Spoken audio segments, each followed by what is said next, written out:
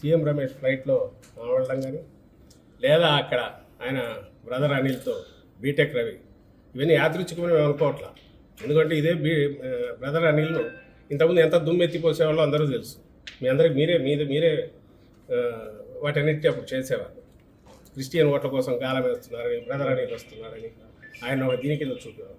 మరి నిన్న చాలా మర్యాదపూర్వకంగా ఈయన పోయి ఎయిర్పోర్ట్లో కలిశారట. ఎయిర్పోర్ట్లో ఎట్లా మర్యాదపూర్వకంగా బీటెక్ రవి కలుస్తారో నాకు అర్థం కాదు. వాళ్ళు వెళ్ళి కలవడం.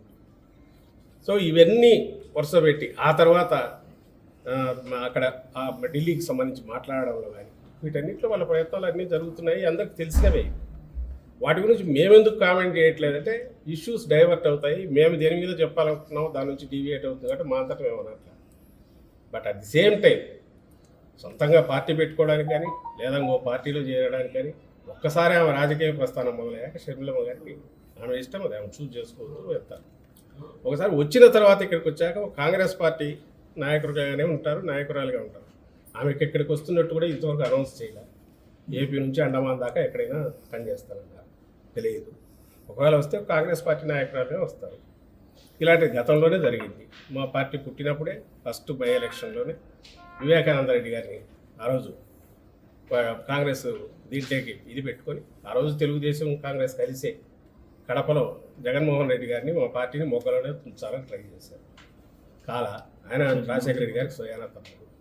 సో మరి ఆ రోజు అదే కాంగ్రెస్ పార్టీ నుంచి ఆయన ఉన్నాడు, తర్వాత మంత్రిగా కూడా ఉన్నాడు. ఏమైంది ఆఖరికి? ఆ రోజే అప్పుడు అధికారంలో కాంగ్రెస్ ఉంది, ప్రధాన ప్రతిపక్షం తెలుగుదేశం పార్టీ, మాదేమో అప్పుడే పుట్టిన వైఎస్ఆర్సీపీ అప్పుడే పుట్టిన పార్టీ. ఫ్యాన్ గుర్తు తెచ్చుకునే వేరే ఎలక్షన్లోకి వెళ్ళారు. రిజల్ట్ ఎందుకు చూశారు. ఈరోజు అసలు కాంగ్రెస్ పార్టీ లేదు. మీరు దాని గురించి మమ్మల్ని అడగడం, దానికి మేము సమాధానం ఏమి ఇవ్వగలం? దీంట్లో ఏదైనా కనపడితే చంద్రబాబు కుట్రకోణం కనిపిస్తుంది. ఆ రోజు నుంచి రాజశేఖర రెడ్డి గారి మరణం మీదే డౌట్స్ ఉన్నాయి కాంగ్రెస్ దానికి సంబంధించి. దాని తర్వాత వచ్చిన పరిణామాలలో జగన్మోహన్ రెడ్డి గారి మీద పెట్టిన తప్పుడు కేసుల్లో కానీ ఇటు టీడీపీ కాంగ్రెస్ కలిసే చేసాయి. అక్కడి నుంచి ఆ జర్నీలో కాంగ్రెస్తో ఎప్పుడు ఈయన తెర వెనుకో ఏదో ఒక రకంగా అయితే కాంటాక్ట్లో ఉంటున్నాడు. ఇప్పుడు కొత్తగా దానికి మళ్ళీ ఇంత జీవం పోసి జగన్మోహన్ రెడ్డి గారి మీద దుమ్ము ఎత్తిపోయించడం ఎట్లా, లేదా ఏదైనా ఓటు ఏదైనా ఉంటే కొంచెం లాగ్గలమా అనే ఒక దింపు కళ్ళ ఆశతో ఈరోజు ఈ ప్రయత్నాలు చేస్తున్నారు. అంటే కాంగ్రెస్లో చేరడం వెనుక టీడీపీ చంద్రబాబు హస్తం ఉందనా? ఖచ్చితంగా మొత్తం దాన్ని ఫెసిలిటేట్ చేసే దాంట్లో అది ఏ రకంగా డైరెక్ట్ వచ్చిందో కానీ మొత్తం మీద వచ్చి ఇట్లా జరిగితే ఆయన తనకేం కావాలనేది అందరి ద్వారా చేయించడానికి చేసే ప్రయత్నాల్లో అందులో తాజాగా ఇది కొత్తది ఇప్పుడు జరిగింది. కాంగ్రెస్లో షర్మిలమ్మ గారి ప్రవేశం కానీ ఇప్పుడు జరగబోయే డ్రామా కూడా.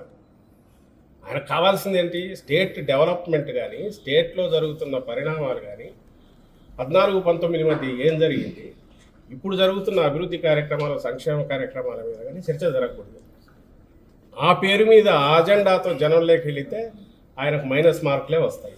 ఎందుకంటే జగన్మోహన్ రెడ్డి గారు మేనిఫెస్టోలో చెప్పినవన్నీ చెప్పనివి కూడా పాజిటివ్ చాలా అమలు చేశారు, ప్రూవ్ చేసుకున్నారు.